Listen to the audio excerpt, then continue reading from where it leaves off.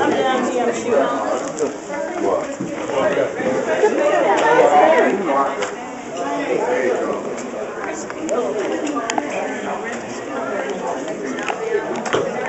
Representatives who are here, who will not only be here to share information with you, but they are also here to offer opportunities for our students as well. Through our partnership with the University of North Carolina General Administration and the College Access Challenge Program, we've been able to offer this conference to you at no cost, as well as we've been able to extend and expand our efforts in working to improve the retention and graduation rates of minority males. So we'd like to just take a moment to acknowledge our UNC General Administration participants that are here today, as well as any of our other partners from the College Access Challenge Grant. So if you could please stand just for a moment to be recognized.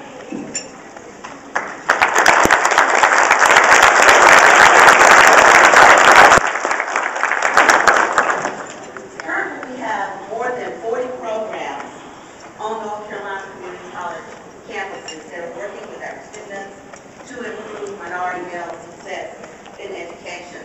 I want to take just a moment to commend our community colleges, our program coordinators, and in addition to that, I'd just like to take a moment to commend all of the additional organizations and community programs that are available working with our students as well. We greatly appreciate it and hope that this will be greatly beneficial to our success rate within the community college system. Last but not least, I want to thank all of our participants for making this conference a great success.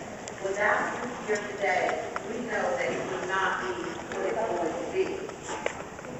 We want to especially thank our distinguished students, keynote speakers, sponsors, presenters, moderators, and all of our volunteers that you will come across today. Please take a moment to say thank you or just say hello to them as you meet and greet them throughout the day. Again, I hope this conference will provide a great, meaningful opportunity that you'll receive some informative, great chances to take the training back to those individuals on your campuses, in your organizations as well. In addition, we want you to take some time to relax, network, and enjoy the conference. Thank you again for your commitment to education, and I look forward to meeting each of you.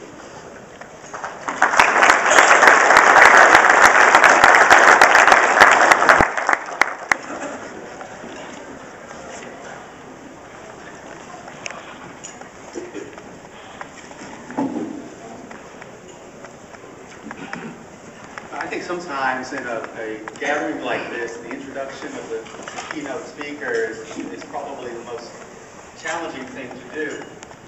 And that is because sometimes you have so much information, or you've known or read so much about the individual that you don't want to be redundant. The other thing is you want to hurry up and get out of the way so they can bring their message to the audience. So, Senator Lee, I hope you don't mind, but I've taken just a little bit of creative license in my introduction of you today, and that is, I'm going to start by saying this. A husband, father, grandfather, golfer, tennis player, singer, published author, entrepreneur. Even as early as this morning, one individual described our keynote speaker as just simply a pioneer. One thing that we know about our senator is that whatever endeavor that he has undertaken, he has truly been passionate. But I think the thing that he has been most passionate about, if I may take creative license again, is the opportunity to serve the youth of North Carolina. 13 years as a senator, most recently appointed as the executive director of the North Carolina Educational Academy, the entity that brings together all of the leaders across the state to provide opportunity, access, and success for our students. One of the things that I know as I've worked and seen Howard, Senator Lee do is that always at the focus is the success of the youth of North Carolina. Again, in keeping with the theme of our conference, looking at the title, help me welcome our keynote speaker for this morning, Senator Howard Lee.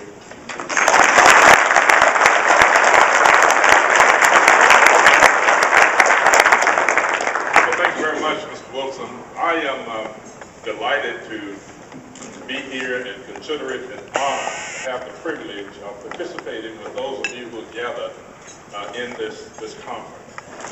I bring you greetings from Governor Beverly Eves Perdue.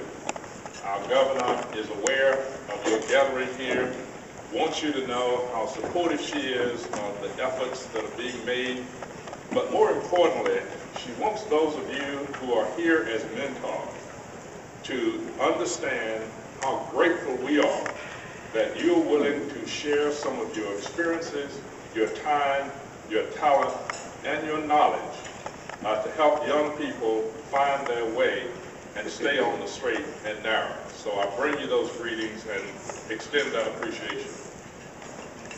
I'm so delighted to be associated with some of our visionary leaders who are part of the community college system, but more importantly, who are part of the community of North Carolina, the state of North Carolina. I'm just really impressed with the talent, leadership, and vision of our young, vibrant president of the community college system, Dr. Scott Rose. I'm so excited that with his leadership and his vision, our community college system is nowhere near the greatness that it will attain under his tutelage. And we owe him a great debt of gratitude for being where he is and doing what he's doing. But I also want to, yeah, go ahead and clap. That's fine.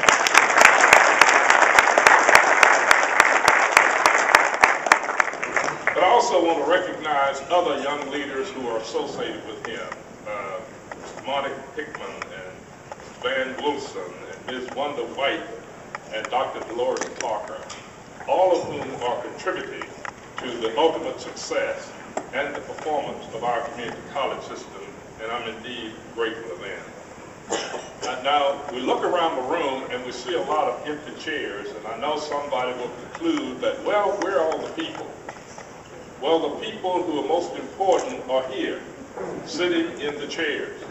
You know, in 1976, I was running around the state trying to become lieutenant governor of North Carolina, and I was in a campaign, and during those days, I couldn't find anybody of any great magnitude to attend my rallies.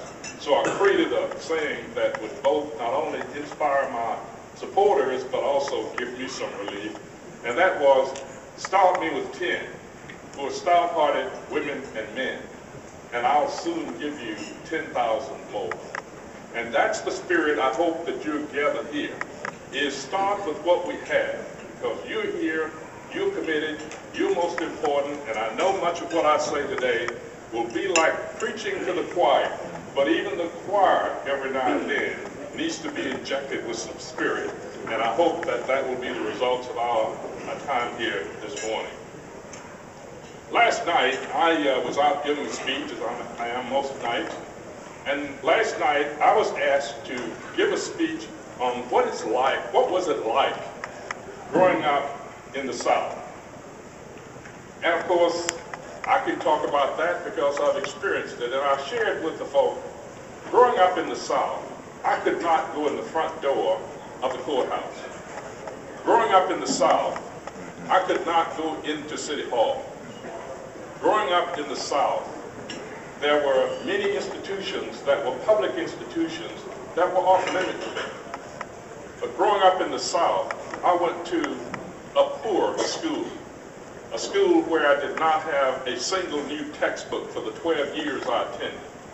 A school where I could not never sat at a new desk, but always a used desk in the classroom.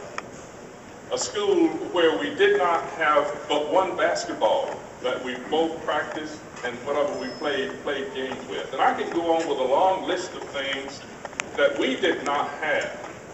But the one thing we had growing up in the South is we had dedicated teachers, committed adults, and